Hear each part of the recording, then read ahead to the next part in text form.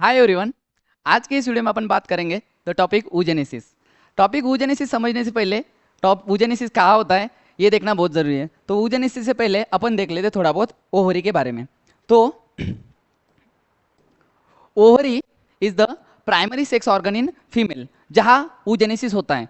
तो इसका अगर शेप देखा जाए तो इसका शेप है आलमंड शेप, ठीक है। तो ओवरी लोकेटेड होती है इनसाइड द बॉडी, ठीक है, जो कि बॉडी टेम्परेचर पर काम करती है फीमेल के, जो कि टेस्टिस नहीं कर पाती, इसलिए वो बॉडी के outside located inside the scrotum. अब ओवरी को समझते हुए ओवरी के तीन मेन लेयर हैं, ठीक है। तो एक है मेन लेयर जर्मिनल इपिथेलियम, जिसका नेचर है क्यूबॉइडल इन नेचर, जो कि क्यूब लाइक सेल से बना है। तो ये होता है क्यूबॉइडल इपिथेलियम, जिसको बोला जाता है germinal epithelium. Then germinal epithelium के अंदर और एक लेयर होता है जिसका नाम है ट्यूनिका अल्ब्यूजिनिया। ये ट्यूनिका अल्ब्यूजिनिया आपको टेस्टिस के अंदर भी देखने को मिलेगा। टेस्टिस के ऊपर दो कवरिंग होती है, एक होती है इनर वाली ट्यूनिका अल्ब्यूजिनिया एंड आउटर वाली ट्यूनिका वेजिनालिस। सेम यही लेयर आपको ओवरी के अंदर देखने को मिलती है। तो ये क्वेश्चन पूछा जाता है कि कौन सा लेयर जो कि टेस्टिस के अंदर प्लस ओवरी के अंदर पाया जाता है, that is the tunica albuginea. Then उसके बाद में जर्मिनल इपिथेलियम इनसाइड कवर है ट्यूनिका अल्ब्यूजिनिया से और आउटसाइड से कवर है with the help of visceral peritoneum. तो याद रखना जर्मिनल इपिथेलियम दोनों साइड से कवर है, inside tunica albuginea and outside visceral peritoneum. Then उसके बाद अगर अंदर का ये ग्राउंड सब्सटेंस देखें तो इसे बोला जाता है स्ट्रोमा। क्या बोला जाता है? स्ट्रोमा। अब ये स्ट्रोमा भी दो हिस्सों में डिवाइड होता है। तो स्ट्रोमा अगर सेंटर वाला देखे, ठीक है, तो इसे बोला जाता है मेडुला, और अगर पेरिफेरल रीजन वाला देखे तो इसे बोला जाता है कॉर्टेक्स। तो स्ट्रोमा डिवाइड होता है दो हिस्सों में, एक है स्ट्रोमल कॉर्टेक्स जो कि पेरिफेरल पार्ट है, ये वाला हिस्सा ट्यूनिका अल्ब्यूजिनिया के साइड वाला, और अगर सेंटर वाला अगर देखे तो ये होता है stromal medulla. Stromal medulla. Stromal cortex के अंदर ऐसा क्या चलता है? तो स्ट्रोमल कॉर्टेक्स के अंदर चलता है फॉलिकुलर डेवलपमेंट। क्या होता है? फॉलिकुलर डेवलपमेंट, जो कि अपने को oogenesis में काम आता है। देन उसके बाद में स्ट्रोमल मेडुला क्या कंटेंट करता है? तो स्ट्रोमल मेडुला के अंदर न्यूरोवैस्कुलर कंटेंट रहता है, जैसे कि नर्व्स रहेंगे, वेसल्स रहेंगे, ये सारा बातें होती है। देन उसके बाद में भी एक स्पेशल टाइप की सेल्स पाई जाती है स्ट्रोमल मेडुला के अंदर, जिसको बोला जाता है ग्रैन्युलोजा सेल। ये भी बड़ी काम की सेल है जो अपने को काम आएगी oogenesis के अंदर। तो ये हो गया ओवरी, ठीक है, जो कि प्राइमरी सेक्स ऑर्गन है। प्राइमरी सेक्स ऑर्गन उसे बोला जाता है जो कि गैमेट फॉर्म करता है। तो testis is the primary sex organ in male and ovary is the primary sex organ in female.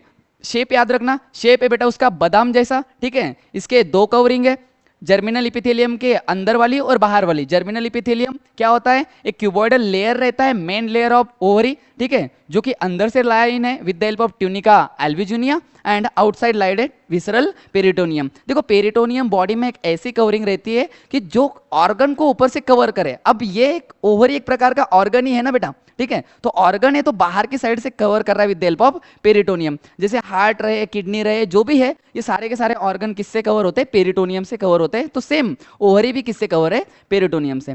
चलो आ जाते हैं oogenesis के ऊपर।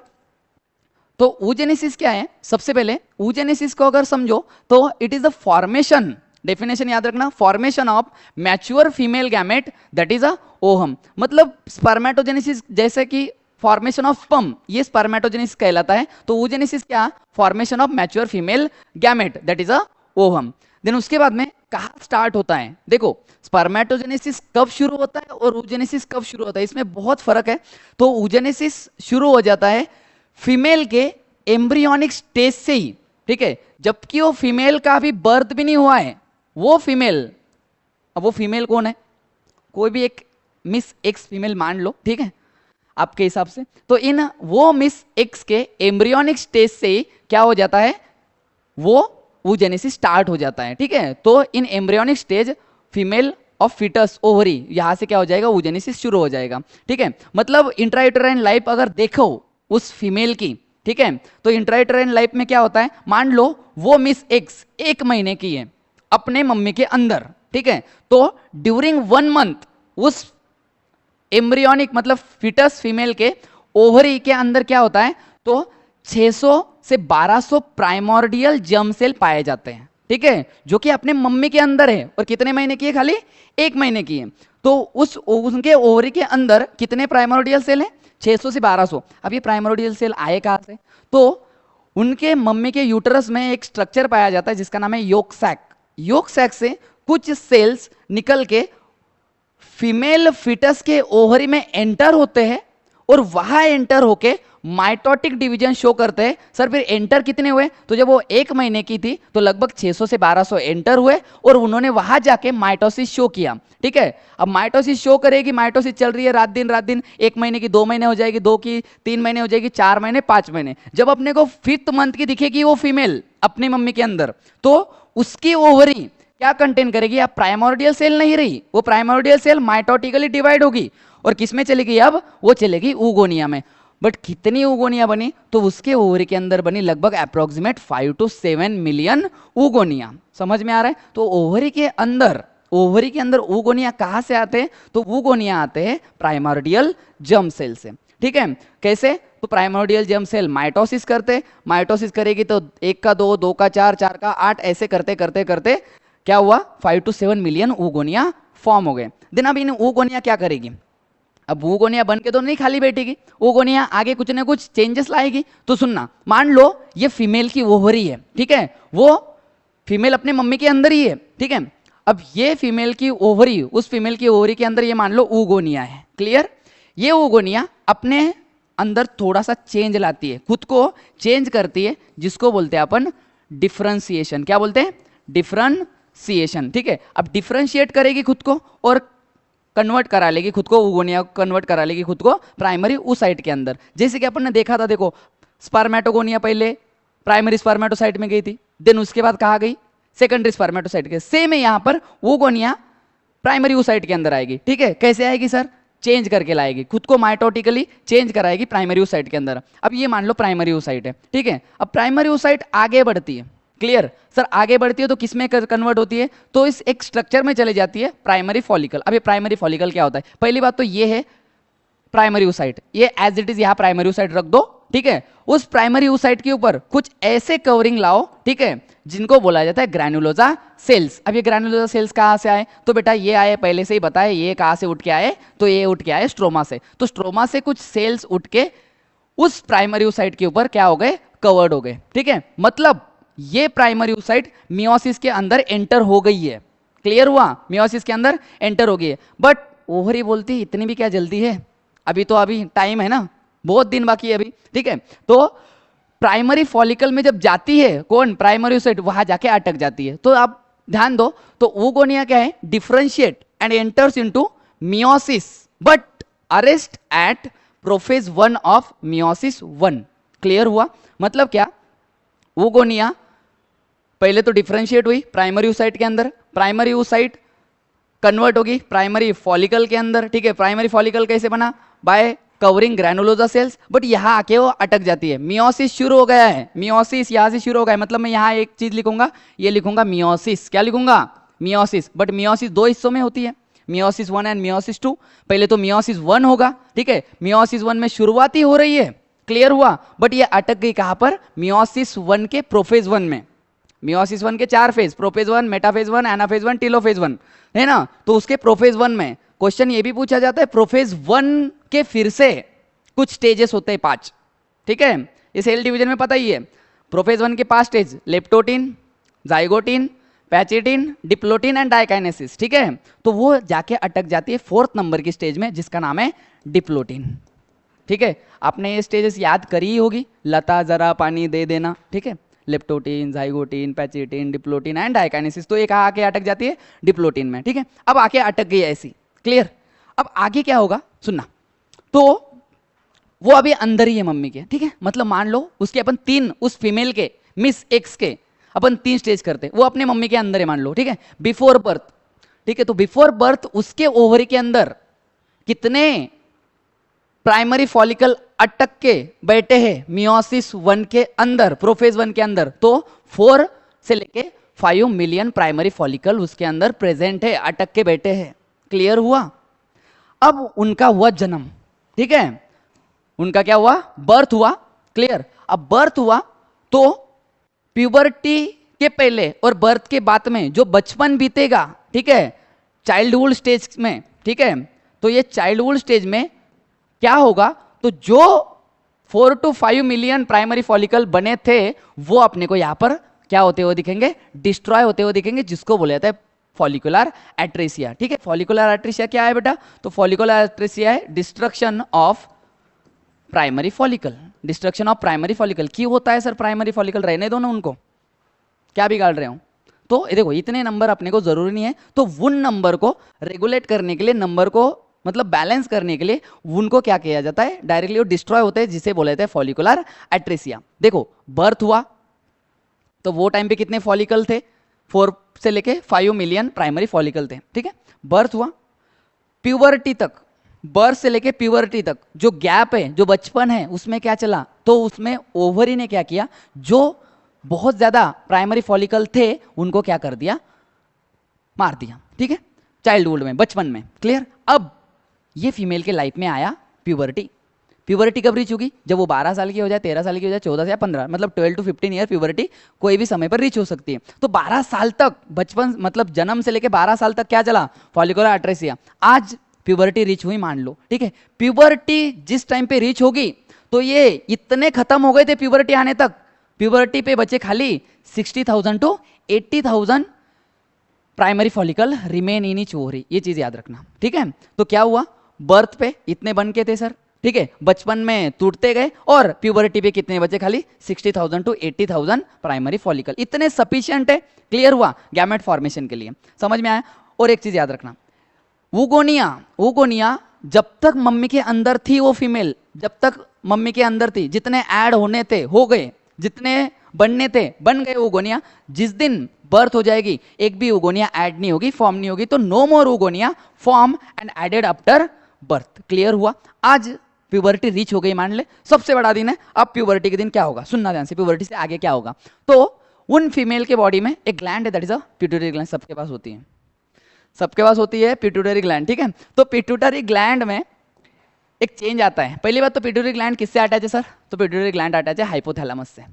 ठीक है, तो हाइपोथैलेमस एक हार्मोन बनाता है जिसका नाम है सर क्या, जिसका नाम है GnRH। सर लॉन्ग फॉर्म याद करो, मैं नहीं बताऊंगा। ठीक है, GnRH is the gonadotropin releasing hormone. ठीक है, गोनेडोट्रोपिन रिलीजिंग हार्मोन क्या करेगा सर, आएगा, ठीक है, एंटर होगा कौन से पिट्यूटरी में, एंटीरियर पिट्यूटरी में। क्लियर, एंटीरियर पिट्यूटरी पे एक्ट हुआ कौन, GnRH, कब, एट प्यूबर्टी। ठीक है, तो हाइपोथैलेमस ने एक हार्मोन बनाया sir, gonadotropin releasing hormone. Sir नाम कैसा है इसका, ऐसा, तो बेटा देखो, गोनेडोट्रोपिन रिलीजिंग हार्मोन, गोनैड्स को, ठीक है, गोनैड्स मतलब testis in male, ovary in female, इनसे कुछ ना कुछ अपने को बाहर निकालना है। क्लियर हुआ, ठीक है, इनसे कुछ काम पे लगाना है इनको, तो ठीक है, उसको स्टिमुलेट करने वाला हार्मोन। तो पहले तो एंटीरियर पिट्यूटरी को स्टिमुलेट करेगा, एंटीरियर पिट्यूटरी को स्टिमुलेट किया, यहां से 2 हार्मोन बने सर, एक बना FSH, ठीक है, और एक बना LH, एंटीरियर पिट्यूटरी से। कब, प्यूबर्टी के बाद में। That is the follicle stimulating hormone and luteinizing hormone. Follicle stimulating hormone क्या करेगा, फॉलिकल स्टिमुलेटिंग हार्मोन का एक ही काम है, मेरा एक ही काम है, वो बोल रहे हैं, जो प्राइमरी फॉलिकल अटका है मियोसिस 1 के अंदर, ठीक है, मियोसिस 1 के मतलब मियोसिस 1 के प्रोफेज 1 में, ठीक है, उसको वहां से निकाल के मुझे कहाँ डालना है, ग्राफियन फॉलिकल के अंदर डालना है। तो ठीक है, तो ये जाता है FSH जाता है कहां पर, तो FSH जाता है अब भी जो अपना फॉलिकल अटका था, कहां अटका था, यहां पर अटका था, देखो। ठीक है, ये प्राइमरी फॉलिकल, क्लियर हुआ, ये प्राइमरी फॉलिकल जो अटका था, इसके ऊपर एक्ट होता है कौन, FSH आएगा, इसके ऊपर एक्ट होगा, और मान लो ये प्राइमरी फॉलिकल है, ठीक है, ये कहां अटका था, प्रोफेज 1 में अटका था, मियोसिस 1 के, इसके ऊपर FSH आया, एक्ट हुआ सर, इसको उसने वहां से उठाया और किस में अंदर डाला सर, सेकेंडरी फॉलिकल। अब डाला तो कैसे डाला उसने, तो इसके ऊपर और ग्रैनुलोसा सेल्स के क्या लाए, मेम्ब्रेन डाले। ठीक है, तो multiple layer of granulosa cells क्या हो जाएंगे सर, प्राइमरी फॉलिकल के ऊपर कवर हो जाएंगे। अब बहुत ज्यादा भीड़ होगी यहाँ पर ग्रैनुलोसा की, तो ग्रैनुलोसा सेल्स को बाहर से सपोर्ट करने के लिए एक लेयर बना जिसका नाम है थीका। क्या नाम है, थीका। तो प्राइमरी फॉलिकल और सेकेंडरी फॉलिकल में फर्क क्या है, तो फर्क इतना है, यहां पर सिंगल लेयर पाया जाता है प्राइमरी फॉलिकल में, काय का सर, तो ग्रैनुलोसा सेल का। यहां पर क्या है सर, मल्टीपल लेयर, किसका, ग्रैनुलोसा सेल का। उनको सपोर्ट देने के लिए बाहर से क्या बना, थीका बना। थीका एक कुछ नहीं है, लैटिन वर्ड है, ठीक है, जिसका मीनिंग है शीत। तो ऐसी शीत जो कि ग्रैनुलोसा सेल्स को क्या करे, सपोर्ट करे। क्लियर हुआ। और एक फर्क जो कि इंपॉर्टेंट है, याद रखना, ये जो अटका था, ठीक है, उसको अपन ने निकाल लिया, ठीक है। मियोसिस 1 शुरू हो गई, प्रोफेज 1 से आगे बढ़ गई, मेटाफेज 1 पे जाएगी, मतलब फिर से स्टार्ट हुई सर, मतलब मियोसिस 1 गेट रिज्यूम। इतनी चीजें याद रखना, क्लियर, ठीक है। अब प्राइमरी से सेकेंडरी किसने किया? फॉलिकल स्टिमुलेटिंग हार्मोन ने किया। फॉलिकल को स्टिमुलेट करने वाला हार्मोन जो कि अटका था, that is a follicle stimulating hormone. Next, then उसके बाद में आएगा सर अपन टर्शरी फॉलिकल के ऊपर। टर्शरी फॉलिकल में क्या दिखा? तो टर्शरी फॉलिकल में थोड़ा सा माइनर चेंजेस दिखेगा। ये जो अपनी थीका थी सर, एक लेयर, वो कन्वर्ट होगी, डिवाइड होगी 2 लेयर में, that is a theca externa and theca interna. इनका भी काम है हार्मोन्स बनाती है। देन उसके बाद में ग्रैनुलोजा सेल्स, ठीक है। ग्रैनुलोजा सेल्स अब यहां पर भी सेम ही थे सर, और आ जाएंगे सर, मतलब जो सेकेंडरी में थे, सेकेंडरी फॉलिकल में और कन्वर्ट हो, मतलब और लेयर बन जाएंगे और कन्वर्ट हो जाएंगे टर्शरी फॉलिकल के अंदर। एक चीज याद रखना, यहां जो ग्रैनुलोजा सेल्स थे मल्टीपल लेयर, ये एक हार्मोन बनाते हैं बेटा, ठीक है। उस हार्मोन का नाम याद रखना जिसका नाम है ईस्ट्रोजन, ठीक है। अब ईस्ट्रोजन क्या करता है? देखो, oogenesis और मेंस्ट्रुअल साइकिल बहुत ज्यादा रिलेटेड है, क्लियर। अब ईस्ट्रोजन क्या करता है? ईस्ट्रोजन बनता है ना, ईस्ट्रोजन एक्ट होता है काय के ऊपर? ईस्ट्रोजन एक्ट ऑन यूटरस, ठीक है, एंड फॉर्म एंडोमेट्रियम, एंडोमेट्रियम बनाता है बेटा। देखो क्या हुआ, मान लो एक मेंस्ट्रुअल साइकिल हो गई है, क्लियर, एक मेंस्ट्रुअल साइकिल डन है, यूटरस पूरा क्लियर है। अब दूसरी मेंस्ट्रुअल साइकिल जा रही है ना, तो उगोनिया से शुरू होगी, उगोनिया से शुरू होंगी तो कहाँ आएंगे? प्राइमरी फॉलिकल, ठीक है। कुछ दिन बीत गए, मान लो 4-5 दिन हो गए, ठीक है, प्राइमरी फॉलिकल से सेकेंडरी फॉलिकल, ठीक है। यहाँ है अपन, सेकेंडरी फॉलिकल जब बनेगा तो ग्रैनुलोसा सेल्स क्या करेंगे? ईस्ट्रोजन बनाएंगे, ठीक है। तो ईस्ट्रोजन क्या करेगा? वो एक्ट होगा, जो यूटरस क्लियर हो गया था यूटरस, ठीक है, उसको, सॉरी, यूटरस का एंडोमेट्रियम जो क्लियर हो गया था, वो यूटरस का एंडोमेट्रियम फिर से बनाना शुरू करेगा। कौन? ईस्ट्रोजन बनाता है, क्लियर हुआ। तो याद रखना, मल्टीपल लेयर ऑफ ग्रैनुलोसा क्या करते? ईस्ट्रोजन बनाते हैं, जो कि यूटरस पे एक्ट होता है और क्या बनाता है? एंडोमेट्रियम, क्लियर हुआ। अब एंडोमेट्रियम बनना शुरू हो गया, कहां से? सेकेंडरी फॉलिकल से ही, ठीक है। अब आ जाते हैं टर्शरी फॉलिकल के ऊपर।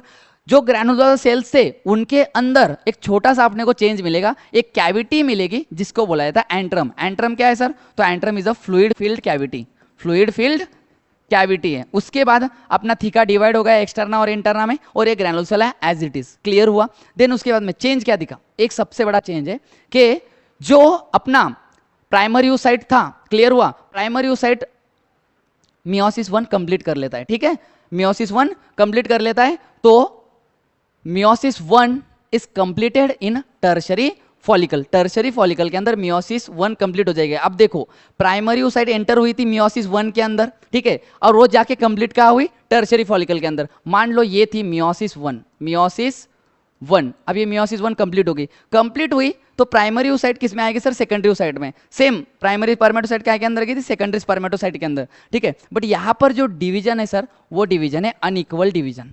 अनइक्वल मतलब कैसा? तो यहां पर 2 सेम सेकेंडरी oocyte बननी थी, बट क्या बनी सर?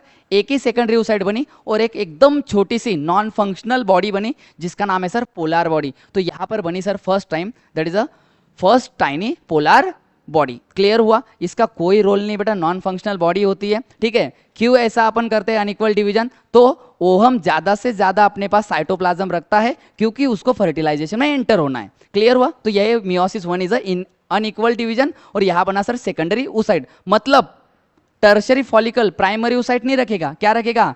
सेकेंडरी oocyte, क्लियर हुआ। और मुझे अगर पोलर बॉडी दिखानी तो ये देखो, ये जो छोटी सी पोलर बॉडी यहाँ पर, क्लियर हुआ, जो कि कोई काम की नहीं है, समझ में आया, ठीक है। तो प्राइमरी oocyte डिप्लॉयड थी, oogonia diploid, primary oocyte diploid, क्योंकि माइटोसिस से आए थे, ठीक है। But meiosis 1 is a reductional division, तो सेकेंडरी oocyte हैप्लॉयड हो जाएगी और टाइनी बॉडी भी हैप्लॉयड होगी, ठीक है। तो टर्शरी फॉलिकल आगे एंटर हो जाएगा सर काय के अंदर? तो मैच्योर ग्राफियन फॉलिकल के अंदर। तो 4 स्टेज आती है बेटा ग्राफियन फॉलिकल। ग्राफियन फॉलिकल में कुछ नहीं सर, जो तुम्हारी कैविटी है एंट्रम, क्लियर हुआ, एंट्रम बड़ी हो जाएगी सर। मतलब मान लो पहले से एंट्रम इतनी थी, एंट्रम मान लो ऐसे इमेजिन करो एक्सटेंड होगी, क्लियर। अब एक्सटेंड हुई तो उस जो ग्रैनुलोसा सेल है उसको ढकेल देगी साइड में, ठीक है। तो उसने ढकेल दिया और ये कैविटी बड़ी होगी। अब इसको एंट्रम नहीं बोलेंगे, अपन बोलेंगे लिक्वर फॉलिकुलाई। क्या बोलेंगे? लिक्वर फॉलिकुलाई। अब इसने ग्रैनुलोसा को सेल को बाहर हटा दिया तो ये बन गया ग्रैनुलोसा मेम्ब्रेन, ठीक है, ग्रैनुलोसा मेम्ब्रेन। अब ये same theca externa theca interna same रहेगा। देन उसके बाद एक स्पेशल टाइप की मेम्ब्रेन बनता है जिसका नाम है कोरोना रेडिएटा। क्या है? Corona radiata. कुछ नहीं, एक इलोंगेटेड सेल्स रहते हैं, ठीक है, कोरोना रेडिएटा, जो कि एक दूसरे से चिपके हुए रहते हैं हाइलुरोनिक एसिड से, हाइलुरोनिक एसिड से एक दूसरे से लिंक रहते हैं, ऐसे ढीले सेल रहते हैं, ठीक है, थोड़े से इलोंगेटेड रहते हैं कोरोना रेडिएटा के हाइलुरोनिक एसिड से, ठीक है। ये स्ट्रक्चर ऑफ ओहम में भी पाए जाते हैं, फर्टिलाइजेशन के टाइम में समझेगा ही। देन उसके बाद इसके अंदर कोरोना रेडिएटा के अंदर एक स्पेशल टाइप का सेल आता है, ठीक है। बहुत बड़ा फर्क है टर्शरी फॉलिकल और ग्राफियन फॉलिकल में। तो कोरोना रेडिएटा के अंदर एक स्पेशल लेयर आता है जिसका नाम है जोना पेलुसिडा। क्या नाम है? Zona pellucida. ये लेयर असेलुलर है। क्या है? असेलुलर है, इसमें कोई सेल से बना नहीं है, नॉन सेलुलर है, एक स्ट्रक्चर से बनता है, एक सब्सटेंस से बनता है जिसका नाम है ग्लाइकोप्रोटीन। क्या नाम है? ग्लाइकोप्रोटीन। लिपिड भी होते हैं थोड़े बहुत मात्रा में। ग्लाइकोप्रोटीन अगर देखें तो ग्लाइकोप्रोटीन ZP1, ZP2, देन उसके बाद में ZP3, zona pellucida 1, zona pellucida 2, zona pellucida 3, ऐसे लेयर से बनता है। कौन? Zona pellucida. नॉन सेलुलर है, याद रखना, ग्लाइकोप्रोटीन से बनता है। उसके बाद में उसके अंदर कौन प्रेजेंट है? तो ये प्रेजेंट है सर सेकेंडरी oocyte। कौन है ये? सेकेंडरी oocyte है। क्लियर हुआ? सेकेंडरी oocyte एक और एक मेम्ब्रेन से घिरा हुआ रहता है, ठीक है, जिसको बोला जाता है पेरीविटेलाइन मेम्ब्रेन, और ये रेड कलर का है पेरीविटेलाइन मेम्ब्रेन, ठीक है, पेरीविटेलाइन मेम्ब्रेन। ये बड़ी एंट्रम होगी। क्लियर हो गया? एंट्रम बड़ी होगी तो लिक्वर फॉलिकुला है बोला। अब ध्यान देना, ये जब बाहर निकलेगा, क्लियर हुआ, जब बाहर निकलेगा तो सारा का सारा बाहर निकलता है ग्राफियन फॉलिकल से, अकेला सेकेंडरी oocyte नहीं निकलता है, आगे समझेगा ही, ठीक है। बट ये सेकेंडरी oocyte स्टेबल रहे एक जगह पर, इसलिए उसको अपन स्टेबलाइज करते हैं with the help of cumulus oophorus नाम के स्ट्रक्चर से। तो ग्राफियन फॉलिकल में आपने को क्या क्या दिखा? तो थिका एक्सटर्ना, थिका इंटरना, देन उसके बाद में ग्रैनुलोजा मेम्ब्रेन जैसे कि एज इट इज है, ठीक है, कैविटी बड़ी होगी सर, लिक्वर फॉलिकुला है। देन उसके बाद में आपको नया मेम्ब्रेन देखने को मिलता है कोरोना रेडिएटा। कोरोना रेडिएटा के अंदर जोना पेलुसिडा, और उसके अंदर कौन है सर? पेरीविटेलाइन मेम्ब्रेन, और अंदर बैठा है सेकेंडरी oocyte जो कि है हैप्लॉइड। क्लियर हुआ? तो यहां पर बातें क्या क्या है? Secondary oocyte enters in meiosis 2। अब देखो, प्राइमरी oocyte सेकेंडरी oocyte में आया मियोसिस 1 में। अब सेकेंडरी oocyte खाली बैठेगा क्या? शांत बैठेगा क्या? ठीक है, मियोसिस 1 नहीं हुआ कंप्लीट अभी तक, 2 हुआ क्या? नहीं। मियोसिस 1 और मियोसिस 2 जब कंप्लीट हो जाएगा दोनों, तब जाके अपन बोलेंगे मियोसिस हुआ टोटल। अब मियोसिस 2 में एंटर हो रहा है कौन? Secondary oocyte। बट इसके लाइफ में बहुत दुविधा है। प्राइमरी oocyte एंटर हुआ था मियोसिस 1 में, वो अटक गया था कहां पर? मियोसिस 1 के प्रोफेज 1 में। वो कैसे वैसे निकला वहां से, ठीक है। टर्शरी फॉलिकल में जब आया उसने कंप्लीट किया मियोसिस 1 जो अटका था। अब बारी है सेकेंडरी oocyte की कि तू मियोसिस 2 कंप्लीट कर। वो कंप्लीट करने जाता है कौन? Secondary oocyte enter in meiosis 2, but arrest at या अरेस्ट इन मेटाफेज 2। क्लियर हुआ? वो प्रोफेज 1 में अटका था, ये प्रोफेज 2 में नहीं अटकता है, मेटाफेज 2 में अटकता है। तो यहां का सेकेंडरी oocyte भी अटक गया है कहां पर? मेटाफेज 2 के अंदर, ठीक है। अब ये बात है कि ये कब कंप्लीट करेगा, बताता हूं मैं कब कंप्लीट करेगा। The fully mature follicle rupture and release secondary oocyte। कैसे दिखेगा अपने को? तो ये देखो, ये हा फुल्ली मैच्योर फॉलिकल रप्चर हो गया और ये निकला सर सेकेंडरी oocyte। अब सेकेंडरी oocyte की निकला तो ये है सेकेंडरी oocyte, मान लो ये है सेकेंडरी oocyte, ठीक है। इसका नाम क्या है? तो सबसे पास वाला लेयर सर जोना पेलुसिडा जो कि है असेलुलर, ठीक है। एंड ये साइड से कौन है सर? Corona radiata. मैंने पहले से ही बताया था, ठीक है, कि अकेला सेकेंडरी oocyte बाहर नहीं आता है, वो बाहर जोना पेलुसिडा को भी लाता है और कोरोना रेडिएटा को भी लाता है, ठीक है। तो ये सारा का सारा बाहर निकला, ठीक है, जिसको बोलते हैं सर ओव्यूलेशन। क्या बोलते हैं? ओव्यूलेशन, जो कि कौन से दिन पर हुआ? 14th day of menstrual cycle. Clear? Then उसके बाद ये जो बचा कुचा रह गया remnant part of Graafian follicle, ठीक है, वो कन्वर्ट हो जाएगा काय के अंदर? कॉर्पस ल्यूटियम के अंदर। अब कॉर्पस ल्यूटियम कौन मेंटेन करता है? तो मेंटेन करता है कॉर्पस ल्यूटियम ल्यूटिनाइजिंग हार्मोन। देखो मैंने पहले ही बताया था एफएसएच का काम क्या है। एफएसएच का काम क्या है? तो एफएसएच का ये काम है कि प्राइमरी फॉलिकल से ग्राफियन फॉलिकल तक लेके जाना, वो एफएसएच का काम है। जैसे ग्राफियन फॉलिकल तक चला गया, अब एलएच की बारी है। पिट्यूटरी से 2 हार्मोन आए थे, ठीक है, एफएसएच ने ग्राफियन फॉलिकल लाके छोड़ दिया। अब किसका काम है? तो अब एलएच का काम है। तो जिस दिन एलएच सर जाएगा 14th डे पर, एलएच सर जाते ही ये धड़ाल से टूटेगा, पूरा का पूरा बाहर आया मटेरियल, ठीक है, जिसको बोला ओव्यूलेशन सर। अब ये जो बचा कुचा पार्ट है, एलएच का काम इतना ही नहीं है कि इसको बाहर निकालना, ये बचा पार्ट को मेंटेन करना है, ठीक है, कॉर्पस ल्यूटियम को, ठीक है। तो corpus luteum is maintain by LH. Then उसके बाद ये क्यों मेंटेन करते हैं? तो ये बड़ा इंपॉर्टेंट है। Corpus luteum act as a temporary endocrine gland. कौन से हार्मोन बनाती है, तो वो हार्मोन देखते हैं अपन, ठीक है। उससे पहले अब देखो, ये अपना सेकेंडरी ओसाइट 14वें दिन पे रिलीज हो गया, क्लियर। अब मान लो यहां से रिलीज हुआ, क्लियर, ये कौन सी ग्लैंड, सॉरी कौन सी सिस्टम, फीमेल रिप्रोडक्टिव सिस्टम। अब यहां से मान लो यहां से ओवरी ने 14th डे पे रिलीज किया। अब ये फिमरी क्या करेगी, कलेक्ट करेगी। कलेक्ट करा, कहाँ डाला सर, इनफंडिबुलम में डाला, ठीक है, इनफंडिबुलम में डाला। बट सर ये जो है सेकेंडरी ओसाइट, इसका तो मियोसिस 2 तो बचा ही है ना कंप्लीट होने का, ठीक है। तो मान लो 14th डे पे रिलीज हुआ, उसी दिन स्पर्म आ गए या दूसरे दिन आए, क्योंकि ये इसका 48 आवर्स तक ये वायबल रहता है। दूसरे दिन आए, स्पर्म मीट होंगे। जैसे स्पर्म ने टच किया बेटा, ठीक है, जैसे स्पर्म ने टच किया, वो मेटाफेज 2 में जो अटका था सेकेंडरी ओसाइट, वो आगे बढ़ जाता है, एनाफेज 2 कंप्लीट, टीलोफेज 2 कंप्लीट, और तब जाके ये सेकेंडरी ओसाइट किस में जाता है, ओवम में जाता है। तो ये क्वेश्चन आया था नीट के अंदर के मियोसिस 2 कब कंप्लीट होता है, तो याद रखना just before the fertilization, just before the fertilization, मतलब फर्टिलाइजेशन होने से कुछ समय पहले मियोसिस 2 कंप्लीट होता है। ये PYQ रह चुका है बेटा, याद रखना, क्लियर, ठीक है।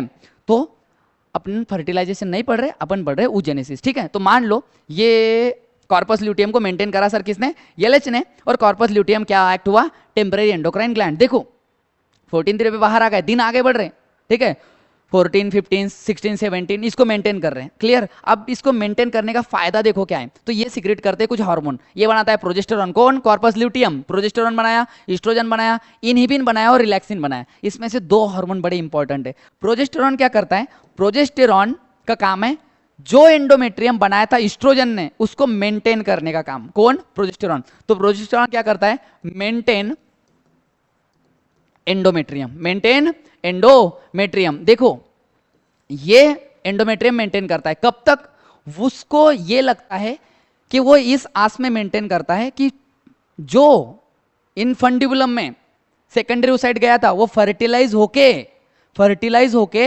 आएगा, क्लियर, फर्टिलाइज होके आएगा और जाइगोट बन के जब आएगा तो वहां अटैच होगा।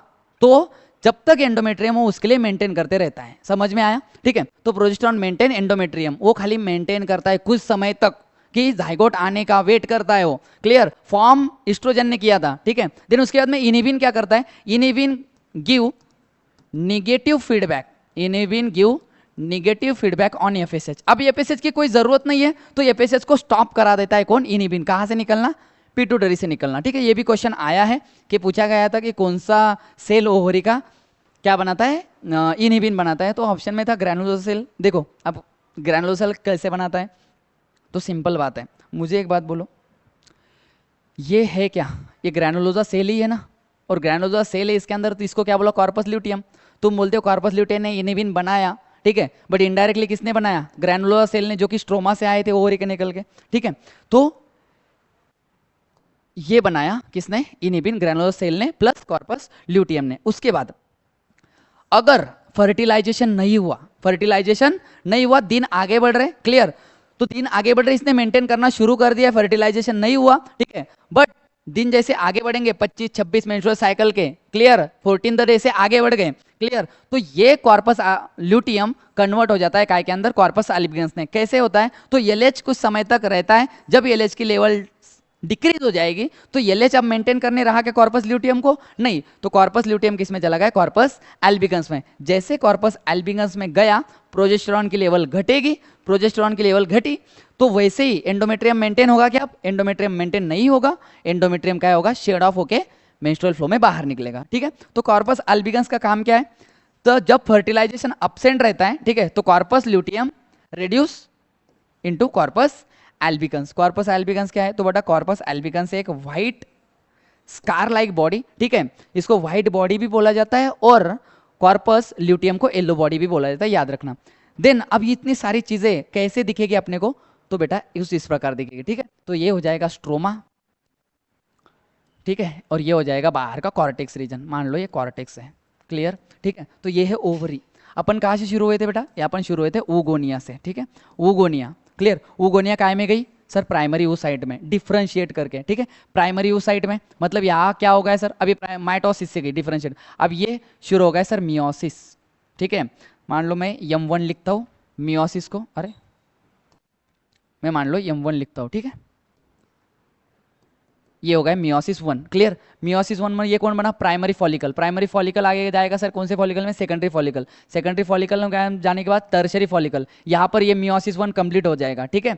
मियोसिस 1 कंप्लीट हो गया, ये जो रहेगा अब इसको प्राइमरी oocyte नहीं बोलूंगा मैं, क्या बोलूंगा, सेकेंडरी oocyte, ठीक है। अब सेकेंडरी oocyte ये है ग्राफियन फॉलिकल, बाहर निकला, ठीक है। ये बाहर निकला कौन, सेकेंडरी oocyte। अब ये बचा कुचा पार्ट किस में जाएगा, कॉर्पस ल्यूटियम, कॉर्पस ल्यूटियम में जाएगा, जिसको क्या बोलते हैं, येलो बॉडी भी बोला जाता है ना। कॉर्पस ल्यूटियम कन्वर्ट हो जाएगा काय के अंदर, कॉर्पस एल्बिकन्स के अंदर, जो कि व्हाइट बॉडी है, कॉर्पस एल्बिकन्स।